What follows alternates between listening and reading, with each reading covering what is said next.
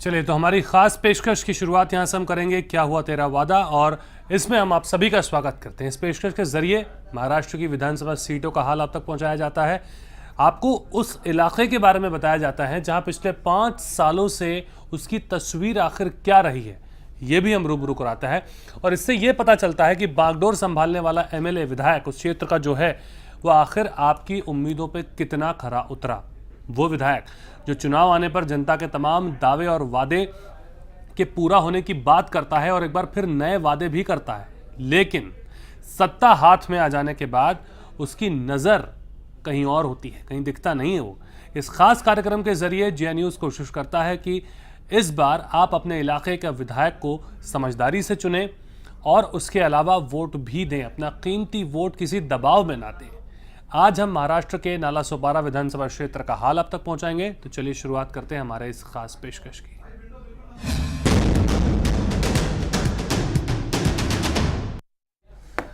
नालासोपारा बड़ा अहम क्षेत्र, बड़ी अहम विधानसभा। यहाँ पर क्या हाल है, सूरत हाल क्या है, ग्राउंड रियलिटी आखिर है क्या, और ग्राउंड रियलिटी बताने के लिए हमारे साथ हमारे संवाददाता सीधे ग्राउंड जीरो से मौजूद हैं। वसीम का रुख मैं करना चाहूँगा, वसीम अंसारी का।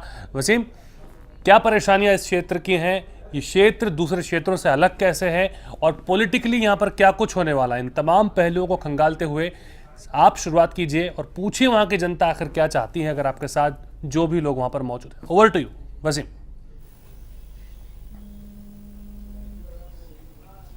देखिए, जिस तरह से इस विधानसभा क्षेत्र की बात करें तो ये अपने आप में एक सबसे अहम विधानसभा क्षेत्र माना जाता है। अगर यहाँ की लोकल की बात करें तो यहाँ पे मिली जुली आबादी है, हर समाज के लोग हैं। और सबसे खास बात, अब तक यहाँ पे जो 3.5 लाख वोटर से जो निर्णायक हुआ करते थे, 50,000 नए वोटर्स आ चुके हैं जो निर्णय करेंगे कि किसे सत्ता की कुर्सी देना है या नहीं देना है। इसी मुद्दे पे लेकर इस खास विधानसभा क्षेत्र में हमारे साथ कई मेहमान हैं, हम उनसे चर्चा करेंगे क्या है इस बार के मुद्दे। जिस तरह से देखा गया है, हमारे साथ जनता दल से स्नेहा जी है, उनसे हम बात करेंगे। साथ ही मन से भी हमारे विजय जी हैं, और साथ ही हमारे साथ हितेन ठाकुर जी हैं, और साथ ही हमारे साथ है कांग्रेस के अशोक पंडारी जी। ये सारे मेहमान हमारे साथ मौजूद हैं। और जिस तरह से एक पूरा चुनावी रंग आ चुका है, जनता की क्या समस्या है, बहुत सारी समस्याओं पे क्या निवारण हुआ है या नहीं हुआ है, ऐसे कई सवाल अब भी आम जनता के दिलो दिमाग में है।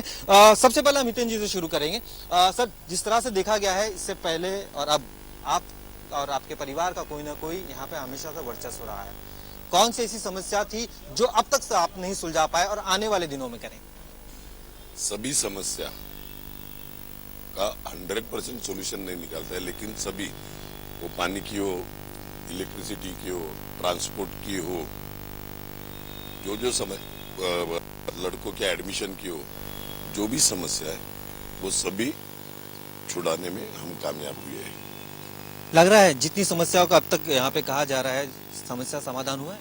नहीं, समाधान उन्होंने खुद बोला कि सब समाधान नहीं कर सकते, लेकिन हमारा यही कहना है कि हमारी जो केंद्र सरकार थी, कांग्रेस की यूपीए सरकार, महाराष्ट्र की सरकार, इतने इधर रोड हो गए, कुएं बन गए, जो योजना आई, रास्ते है, वो एमएमआरडी ने ही पैसा दिया है। मोदी सरकार ने 100 कोटी रुपए दिया है सैटेलाइट से एक शहर बनाने के लिए। सोनिया गांधी ने 1500 कोटी रुपए दिया है यहाँ के विरार महानगर पालिका पूरा क्षेत्र 1500 कोटी सैटेलाइट सिटी के लिए दिया है। उसको आज 5 साल पूरे हो जाएंगे, कुछ दिख नहीं रहा है। जो कुछ सीवरेज का चला है वो विरार में चला है। जो विरार के कई एक हिस्से में जो है, जो प्रगति हमको देख रहे हैं, जो नारंगी का रोड है वहाँ, बाकी पूरे वसई तालुका में, यानी वसई तालुका में तो अढ़ाई क्षेत्र है विधानसभा का, जिसमें नालासोपारा और वसई ये 132 में आता है। यहाँ समस्या कैसी और कुछ नहीं, लोगों को पानी नहीं मिल रहा है, रास्ते नहीं। अभी आप रास्ते से आए, इतना बड़े शहर से रास्ता कितना छोटा है, देखो। देखिए, आपके सामने साहब कहा जा रहा है कि पानी नहीं, रास्ते खराब है। एक पहली बात, एमएमआरडीए से पैसा लाना, स्टेट गवर्नमेंट से लाना, सेंट्रल गवर्नमेंट से लाना। मेरे एक वोट की जरूरी थी तो 268 करोड़ रुपया लेके आया पानी की स्कीम में। आज हमारे 2 एमएलए विलास तरे, क्षितिज ठाकुर, इन्होंने नई स्कीम चालू की, उसके लिए 134 करोड़ 50 लाख लेके आए। बेसिक पानी का प्रॉब्लम बोल रहा हूँ मैं जब आया तब 40 लाख लीटर पानी था। आज 15 करोड़ लीटर से ज्यादा प्रतिदिन पानी मिलता है, लेकिन दुर्भाग्य से बस्ती बढ़ रही है। रही बात 1500 करोड़ की, सैटेलाइट सिटी इनको मालूम नहीं है। सैटेलाइट सिटी पूरे देश में आज सिलेक्ट की, महाराष्ट्र में एक वसई 100 करोड़ रुपए आया है। Underground sewerage, solid waste management, जिसके ट्रक दिख रहे हैं आपको, मशीनरी, इसके लिए 100 करोड़ आए और वो उसमें खर्चा हुआ। हिसाब चाहिए तो बाजू में कॉर्पोरेशन की ऑफिस है, वहां पे जाके देख लो। इनको मालूम ही नहीं क्या आया। बेसिक वो पढ़े, MMRDA किसने लाया था गायकवाड़ साहब को इधर? MMRDA में फर्स्ट टाइम मैं MLA होने के बाद वसई तालुका आउट ऑफ मुंबई खर्चा करने लगे। ये भी इनको मालूम नहीं। मेरे आमदार होने से पहले एक पैसा आया था क्या, ये दिखा है? तो किधर से पैसा लाना, इसके लिए दिमाग लगता है। अभी 1495 करोड़ की अंडरग्राउंड वाटर डिस्ट्रीब्यूशन लाइन के लिए स्टेट गवर्नमेंट से सेंट्रल गवर्नमेंट को प्रस्ताव गया है। सैटेलाइट सिटी बंद हुआ, वो योजना बंद हुई, तो उसके जगह पे केंद्र शासन से बात करके 1234 करोड़ की पूरे शहर के लिए underground sewerage treatment plant, solid waste management, इसका प्रस्ताव हमने दाखिल किया। उसमें स्टेट और सेंट्रल की ग्रांट रहती। स्टेट और सेंट्रल की बात हो रही है, दावा किया जा रहा है जब तक की सरकार थी बहुत सारे MMRDA थी, दोनों से आपको क्या लगा? क्या पूछ रहे हैं? मैं ये कह रहा हूँ कि जो पैसे खर्च करने की बात कर रहे हैं, चाहे स्मार्ट सिटी के लिए या फिर केंद्र से जो दिया गया है, आपको लग रहा है जो केंद्र से आया या फिर जो यहाँ के विधायक है उन्होंने बाकायदा अपने फंड का इस्तेमाल किया है? नहीं, यहाँ पर जो फंड आया हुआ है, कोई भी प्रतिनिधि यहाँ से चुन कर जाएगा तो उसका फर्ज बनता है अपनी सिटी के लिए यहाँ पर डेवलपमेंट करना, सेंट्रल से या स्टेट से फंड लाना। तो उनके जगह पर और कोई भी होता तो यही करता, मगर उस हिसाब से जो डेवलपमेंट्स होना चाहिए वो यहाँ पर नहीं हुआ है। रोड डेवलपमेंट्स है, रोड ट्रांसपोर्टेशन का रोड डेवलपमेंट्स जो होता है वो है। यहाँ पर वाटर के लिए सबसे महाराष्ट्र में सबसे ज्यादा पानी के बारे में पैसा जो लिया जा रहा है, ये महानगर पालिका में लिया जा रहा है। तो इसके ऊपर विचार होनी चाहिए। जनता यहाँ की त्रस्त है, उसके लिए यहाँ के जो विधायक थे उन्होंने काम करना जरूरी था, नहीं हुआ है। हम अगर यहाँ से महाराष्ट्र नवनिर्माण सेना की ओर से हमारे माननीय राज साहब ने हमें यहाँ पर चुनाव के लिए एक कहा है कि यहाँ से चुनाव आप लड़ो, तो हमें अगर वैसे ही यहाँ के पब्लिक ने अगर आशीर्वाद दिया तो इसके लिए हम जरूर सोचेंगे, हम जनता के लिए सोचेंगे जनता के लिए। लेकिन आपको लग रहा है जो विधायक साहब उन्होंने अपना फंड इस्तेमाल किया? जी, विधायक साहब को पता ही नहीं कि उन्होंने अपना फंड कहाँ यूज किया है। एक्चुअली क्या है, यहाँ पे विधायक साहब को होना चाहिए था, विधायक साहब है नहीं। दुर्भाग्य से विधायक साहब के पिताजी आए हैं, तो उनको क्या पता होगा कि विधायक साहब ने अपना पैसा कहाँ यूज। पार्टी को वो भी रिप्रेजेंट करते हैं, इससे पहले भी विधायक रह चुके हैं। जो वो एक्स MLA है, वही बात है, वो एक्स MLA, इसलिए उनको पता नहीं है एट प्रेजेंट के जो MLA उन्होंने अपना फंड कहाँ यूज किया है वो। लेकिन उन्होंने जो एक बात कही वो काफी दिमाग से कही कि पैसा लाना दिमाग का काम होता है। तो उनको सिर्फ पैसा लाना आता है, पैसे को यूज कहाँ करना होता है वो उनको नहीं पता। आज ये लोग एक एक मुद्दे पर कहते हैं हमने पानी लाया पानी लाया पानी लाया। अरे आप पानी लाए तो आप वाटर टैक्स कितना लगा रहे हो? आप 1 साल का वाटर टैक्स लगा रहे हो और पानी कितना दिन दे रहे हैं? 2 महीना 3 महीना? क्योंकि इनके पार्टी के लोग टैंकर के धंधे चला रहे हैं, तो टैंकर का धंधा चलते रहना चाहिए, इनके पार्टी के लोग हैं, तो इसीलिए ये पानी किसी को दे नहीं रहे हैं। ऊपर से कह रहे हैं दुर्भाग्य से यहाँ का आबादी बढ़ गई है, सारे इलीगल कंस्ट्रक्शन को बढ़ावा इन्होंने ही तो दिया है। इनके कौन से वार्ड में, कौन से एरिया में, कहाँ पे इलीगल कंस्ट्रक्शन नहीं हो रहा है? प्लानिंग अथॉरिटी इनके पास है, आज कॉर्पोरेशन इनका है, महापौर इनका है। जब ये फॉर्म भरने जाते हैं इनके साथ महापौर जाते हैं, तो जब ये जा रहे हैं इतना ही अपना बलखम रखते हैं, अपने आप को बाहुबली कहते हैं, तो इनको इसके ऊपर वर्कआउट करना चाहिए। ये लोग नहीं करते, ये लोग अपनी आपसी सेटलमेंट अंदर से बड़ी जोर शोर से रखते हैं और बहुत ही अच्छी तरह से ये लोग इलीगल कंस्ट्रक्शन होने देते हैं। आज 21 माले का 14 माले का कंस्ट्रक्शन यहाँ पे हो रहा है, इनको कोई आइडिया नहीं है कि कहाँ क्या हो रहा है। तो सवालों का जवाब लेते हैं हम। पहले जिस तरह से किस तरह के आप पे आरोप लगाए कि अवैध निर्माण या फिर जो महानगर पालिका है पानी नहीं मिल पा रही है, क्या कहेंगे? एक ही कॉरपोरेशन है, इधर नासिक के मालिक है, कोई औरंगाबाद का मालिक है, उनके इधर वाटर चार्जेस क्या है वो चेक कर ले। थाना में, मुंबई में कहीं पे भी वाटर चार्जेस क्या है?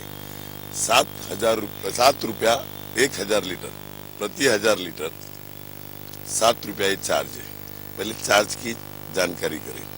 नंबर 1, इधर जो खड़े हैं ना, मैंने एक बार बोला था एक बहस में के इलीगल कंस्ट्रक्शन के लिए मोर्चे निकालने वाले किसके रिश्तेदार है, कौन से एमएलए है, वो जांच करो ना। इलीगल के लिए ये जो बोलते हैं ना, उनके ही सबके रिश्तेदार मूर्ति निकालते, इनके ही एमएलए रिश्ते निकालते। दूसरा रहा बेटे का काम, 134 करोड़ 50 लाख खाली पानी के लिए लाया। सैटेलाइट स्कीम स्टेट गवर्नमेंट से सेंट्रल में उन्होंने भेजी, 193 करोड़ बस के लिए ले आया। हाईवे से जो गांव में रास्ते आते, सोपारा हाईवे टू निर्मल काम चालू है, विरार हाईवे से अरनाला काम पूरा है, वसई हाईवे से वसई गांव काम पूरा है, नायगांव वे काम पूरा है। और ये पैसा लाया नहीं तो वो एमएमआरडीए ने खर्च किया। वो एमएमआरडीए क्या हमारे हाथ में नहीं देती, ये ध्यान में लो। पहले नॉलेज रहना चाहिए कि काम पास कराना हमारा रहता है, उसका टेंडर निकालना, किसको देना, ये काम हमारे हाथ में नहीं रहता। इतनी जानकारी भी जिन लोगों को मालूम नहीं।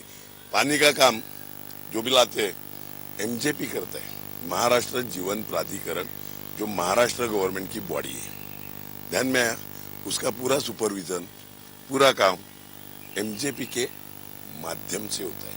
उधर प्रस्ताव भी भेजना हो ना तो एमजेपी भेजते हैं।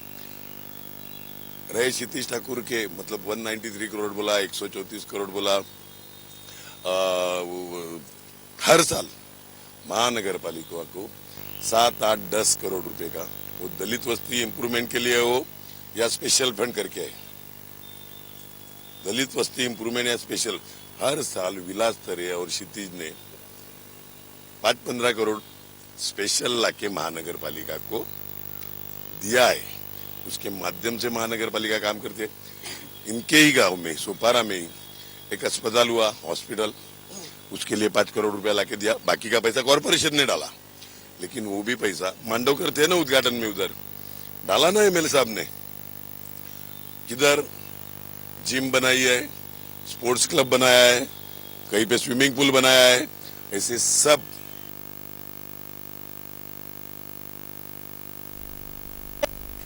हम उनसे जानने की कोशिश करेंगे क्या सचमुच जो दावे किए जा रहे हैं वो काम पूरे किए गए हैं। आपको लग रहा है जो दावे किए पूरे किए गए? अभी तक तो पूरी तरह से हुआ नहीं है, इन्होंने दावा किया है, लेकिन इस तरह से हम लोग जो चाहते हैं, जैसे मैं एक आम इंसान हूँ, हम लोग की बहुत सारी आशा और इच्छा है। मेन तो वाटर का जो बोल रहे हैं, अल्टरनेट डे मिलता है। अभी भी गाँव पानी की समस्या बहुत ज्यादा है। हमारे सोपारा गांव के अंदर 3-3, 4-4 दिन कभी पानी नहीं मिलता है। और अनथराइज कंस्ट्रक्शन पे तो इतना बूम हो रहा है कि कोई लोगों ने रास्ते, गटर, गलियां वलियां सब अक्वायर कर दिए। और लोगों के लिए इतने समस्या हो गए कि लोगों को गाड़ी अगर एम्बुलेंस अगर जानी हो तो उसके लिए भी जगह नहीं। आपको क्या लगता है? पानी को लाइट समस्या इतनी बिकराल है कि गांव से ज्यादा बुरी हालत है यहाँ पे। गांव से ज्यादा बुरी हालत है, इस तरह के आम जनता का कहना है। पानी की बात रही, सड़कों की बात करते हैं। यहाँ पे ट्रैफिक की समस्या देखा हमने, काफी अहम है। अब भी लोगों को 5 से 10 मिनट लगता है। इसे लेकर आप लोगों ने कितनी बार आवाज उठाई? सिर्फ आमदार को ब्लेम करना, या फिर आप भी तो राजनीति से जुड़े, आपने कितनी बार आवाज उठाई? जी, पहले मैं इस सवाल का जवाब देना चाहती हूँ कि जिस तरह से हितेंद्र ठाकुर जी ने कहा कि आमदार ने इतना पैसा लाया, आमदार ने उतना पैसा लाया, तो जहाँ पे करप्शन हो सकता है उन्होंने सारे वो चीज की है। लेकिन बेसिक नेसेसिटी क्या? आज नाला सुपारा में डोंगरी, शायद उनको पता होगा, या हो सकता है उनको पता भी नहीं हो, क्योंकि 5 साल में वो लोग एक ही बार उतरते हैं रोड पर।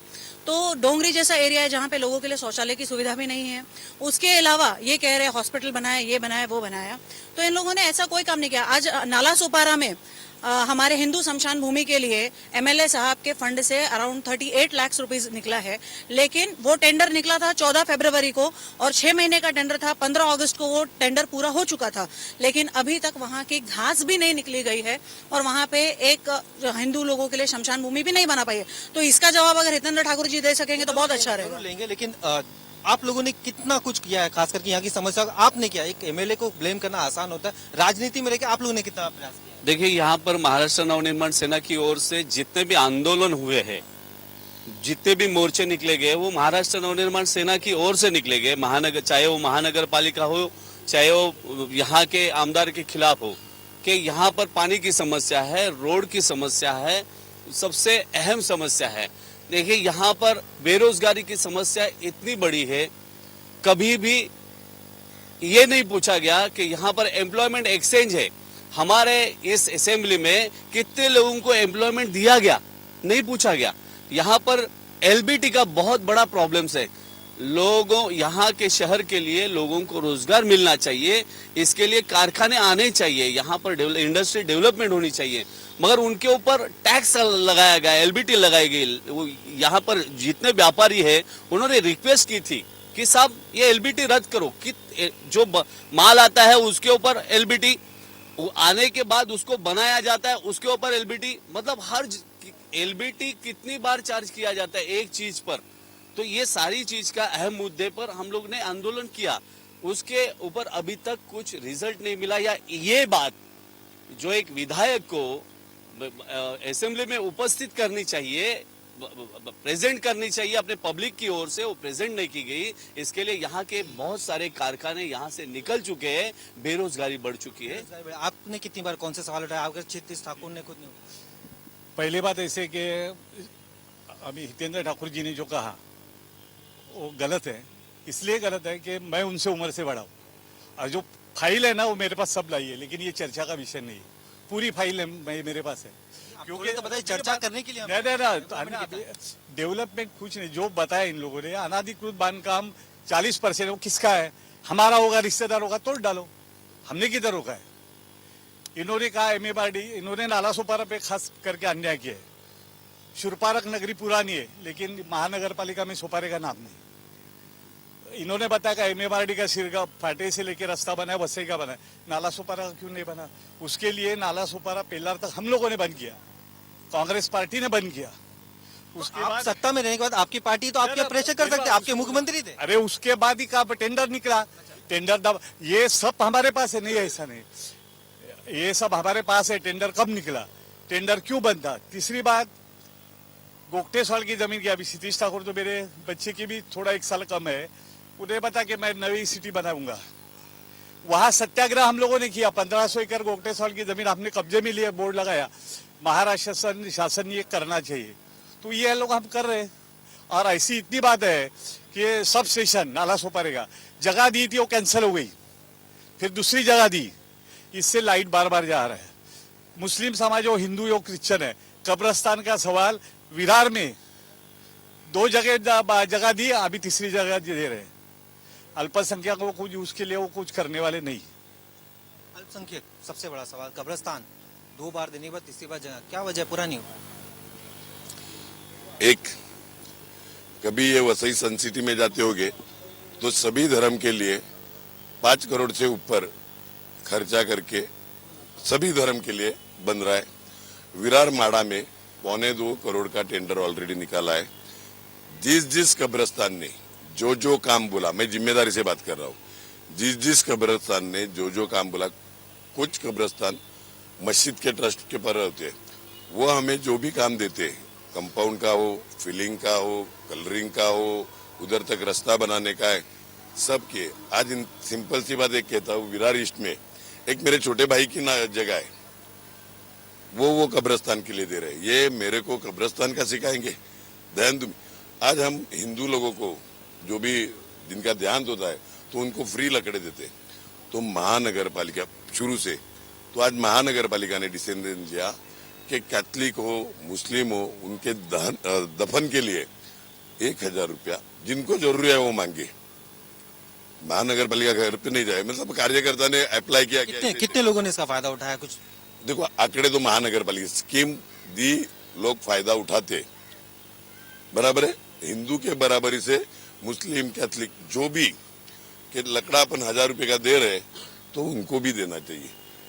कम से कम 10-15 करोड़ रुपया कब्रिस्तान पे खर्चा हो चुका है, हो रहा है। 10-15 करोड़ खर्चा हो चुका है। हाँ, बोलता हूँ ना मैं। ये अभी इन्होंने बिरार का जो बताया, बिरार सर्वे नंबर 376A 76 उसके बाद कैंसिल करके बी किया, क्योंकि अभी मैं ये चर्चा नहीं, उन्होंने मारा कि दो चीजें पूरी हो चुकी है, 2 चीजें पूरी हो चुकी है। नहीं हुआ है, ये 2 दिया। ट्रांसफर का मैं बोलता हूँ आपको, इन्होंने क्या है मालूम है क्या?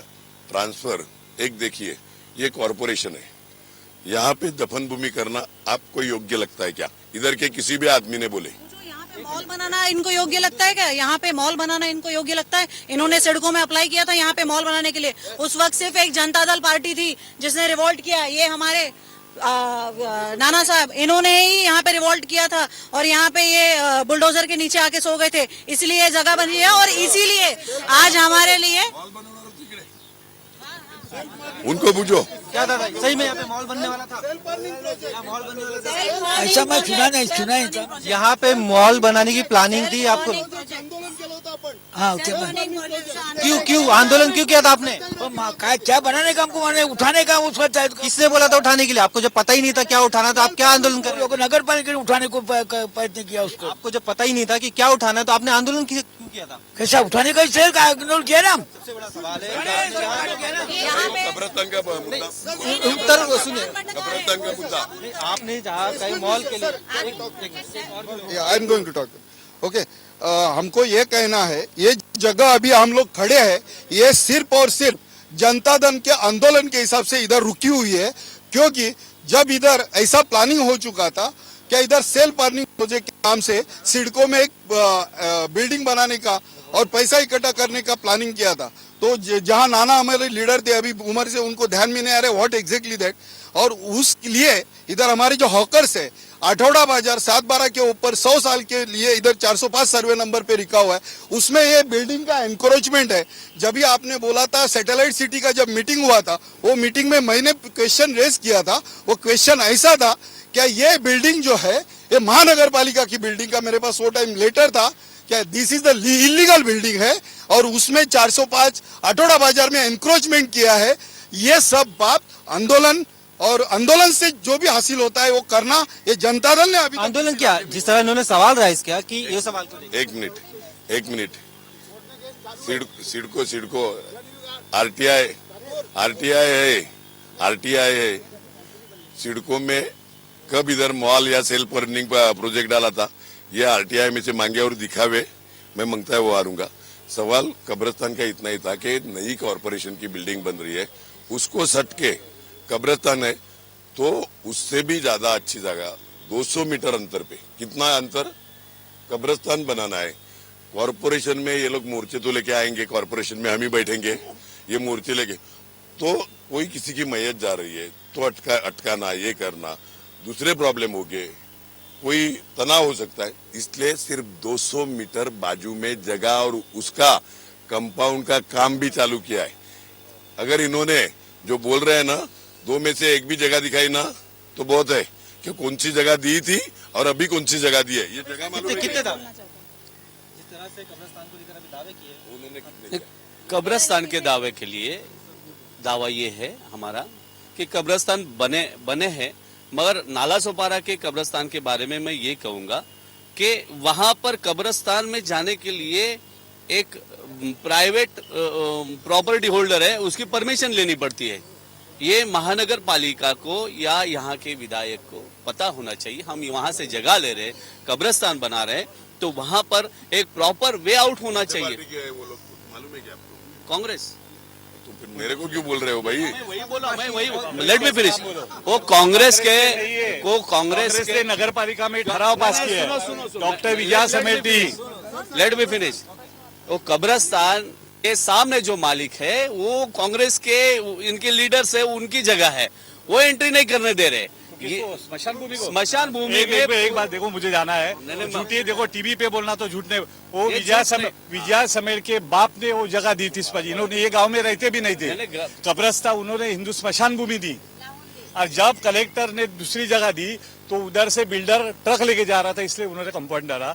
मैयत को बंद नहीं करते, झूठा मत बोलो। डाला और आम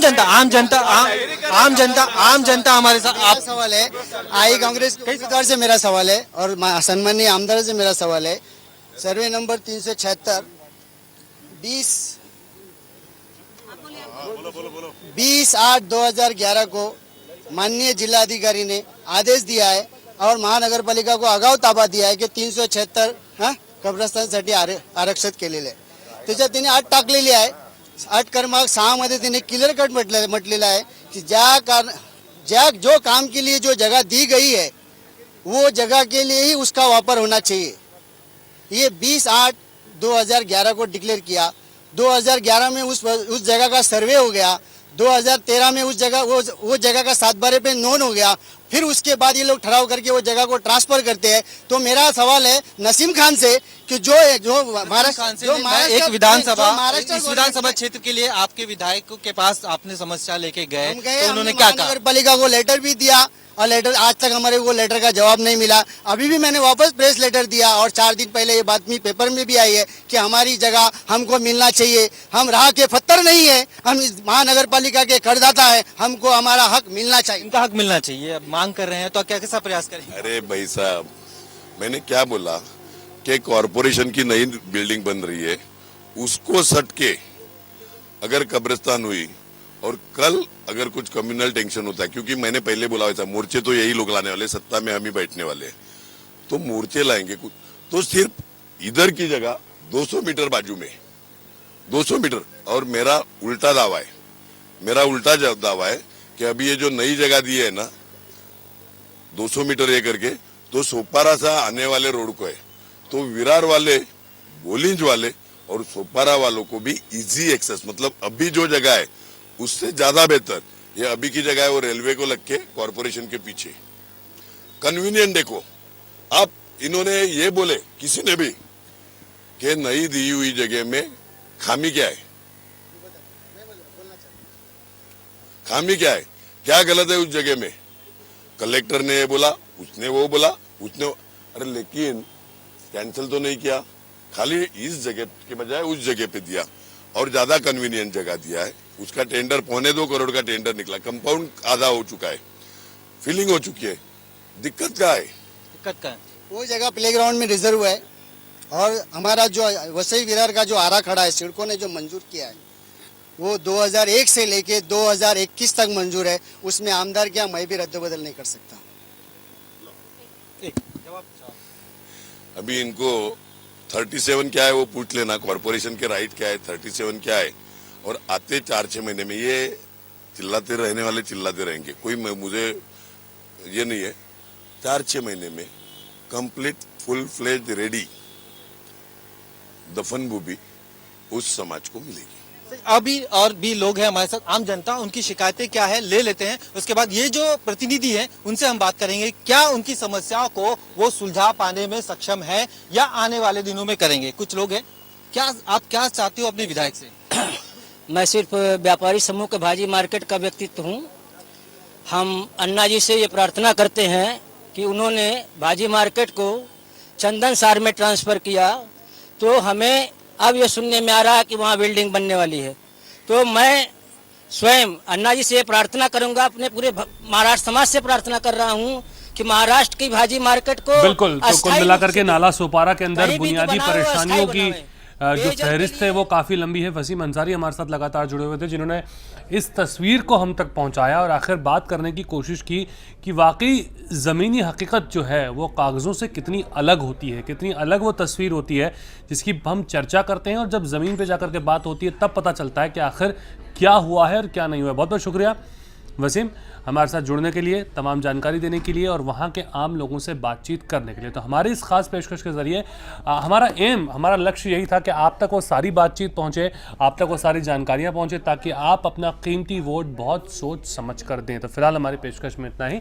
नमस्कार।